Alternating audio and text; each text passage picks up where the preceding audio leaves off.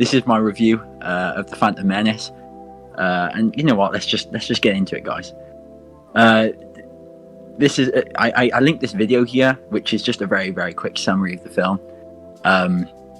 But I don't think we're going to be able to watch it. We'll try it anyway.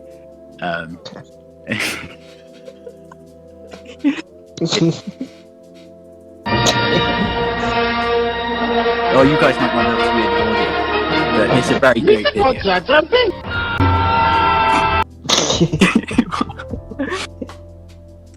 That's the full video. Anyway, Okay. Anyway, I also included an image that I think sums up the film pretty well. And it's this image right here that I took off my feet roughly 5 minutes before recording this. And wait, yeah, going back into full screen, okay, this is a serious criticism of the film. Okay, yeah, let's get all that joking stuff out of here. This is a serious criticism of the film. So this is the good and the bad that I like about the title and the thing I hate.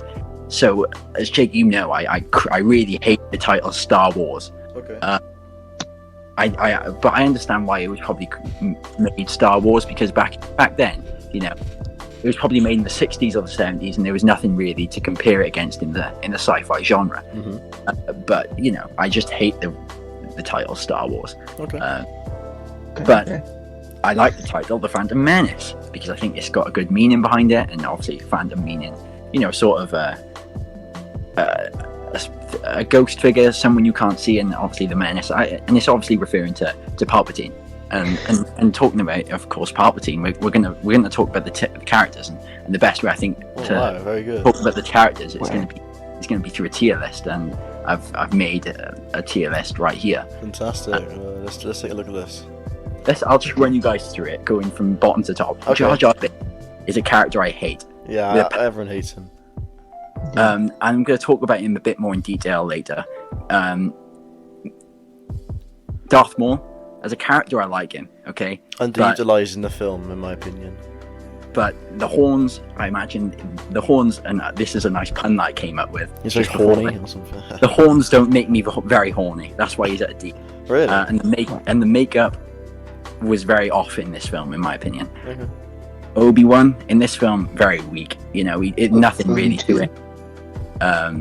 You know. Well, he was an apprentice. He but he was at the final stages of it, so I understand. He doesn't add anything to the film, in my opinion. You could have taken him out of the film, and it would have still been the same. Okay. Yoda. Wait, there's no one would kill Darth Maul otherwise.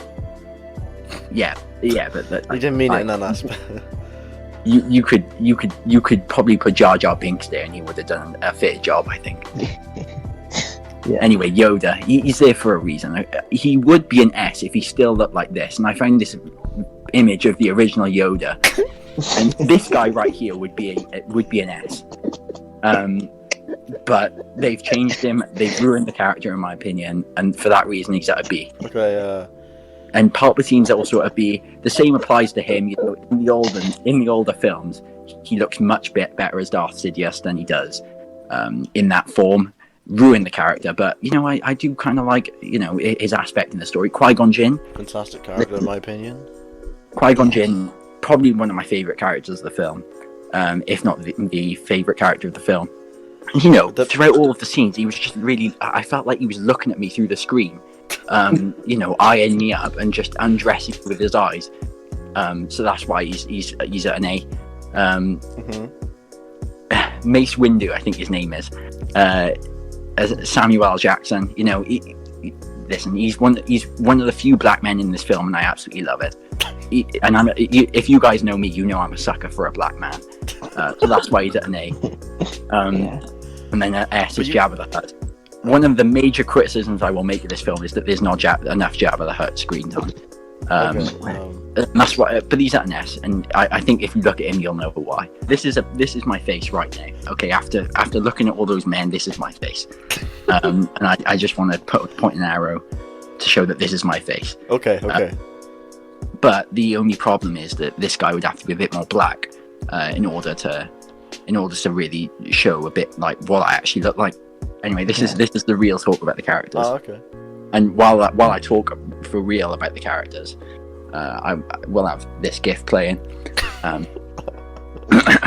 Okay.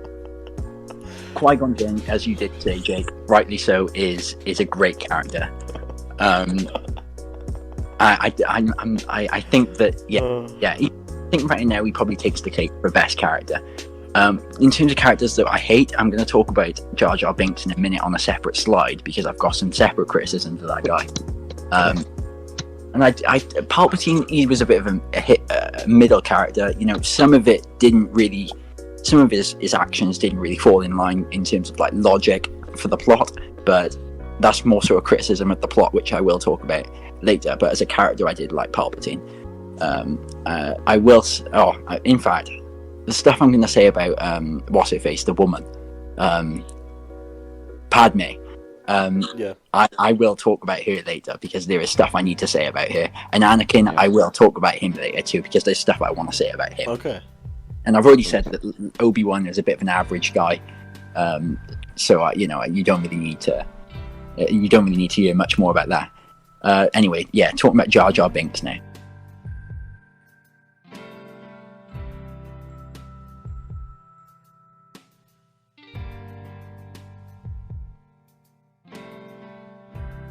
This is a picture of Jar Jar Binks, if you guys didn't know.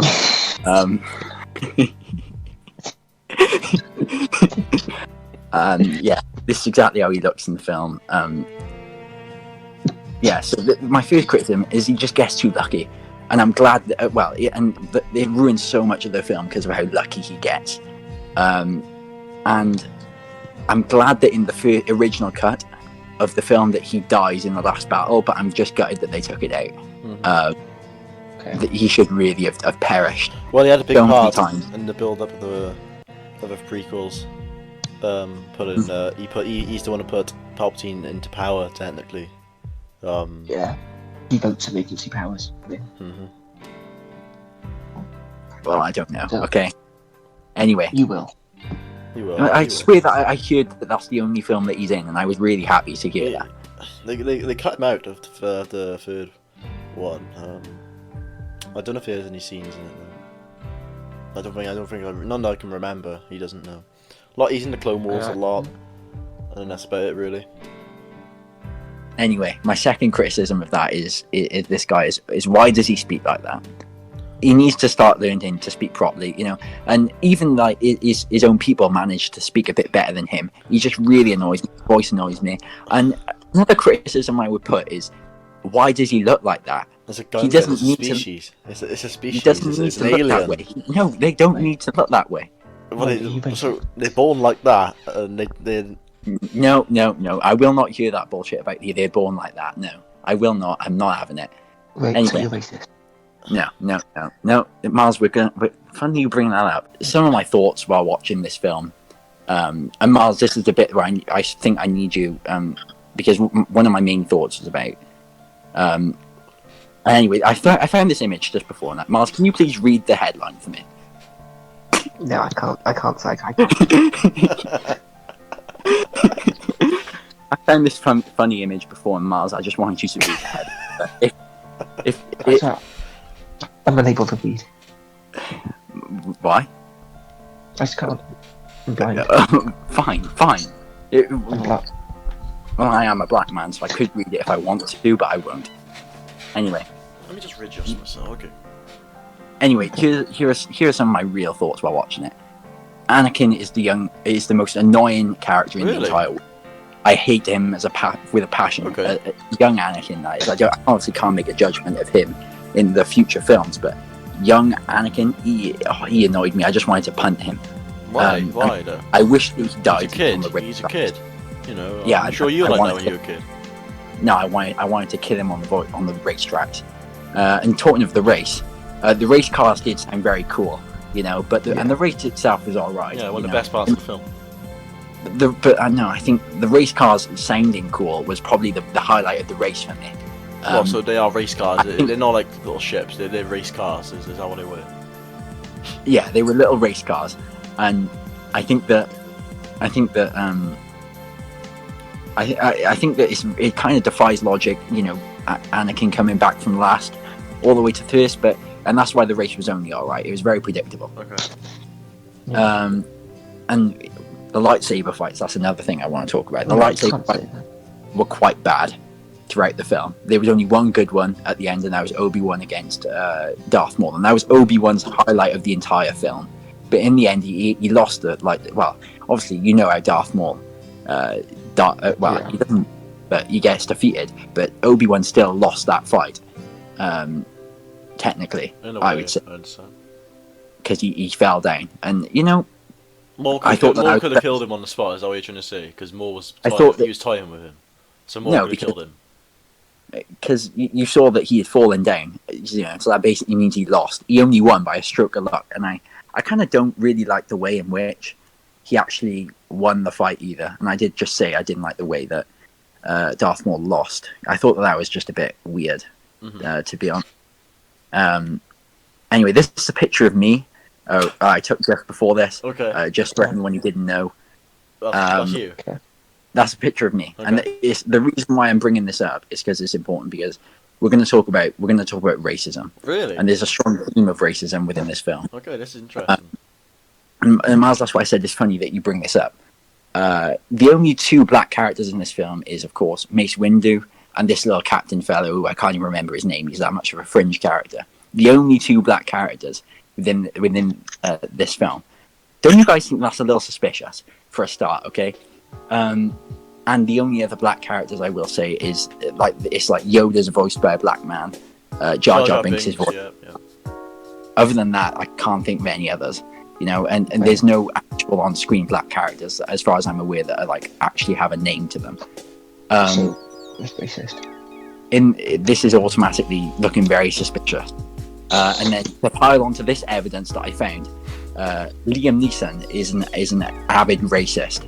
This is, of course, a news story that came out in 2019 that he said, and I quote, "I was walking the streets with a kosh, hoping I'd be approached by a black bastard so that I could kill him." And Liam Neeson, of course, plays Qui-Gon Jinn. So I think that this is all the evidence I need to say that there's a strong theme of racism within this film. So do you believe if Qui-Gon had the chance, he would kill Mace Windu? I saw him looking at him funny, I have to say. And speaking of themes within this film, a strange relationship within this film, and I have to say that this one's very, very. I know what you're gonna say. Yeah, he knows what I'm gonna say, because it's probably yes, Yeah. yes, and I'm gonna talk about it. The theme of paedophilia within.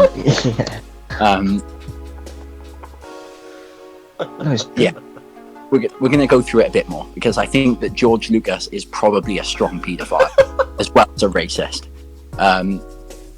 Because obviously Anakin is 9, and the actor within this film is also 9. Okay, annoying fucking character. I want to punt him.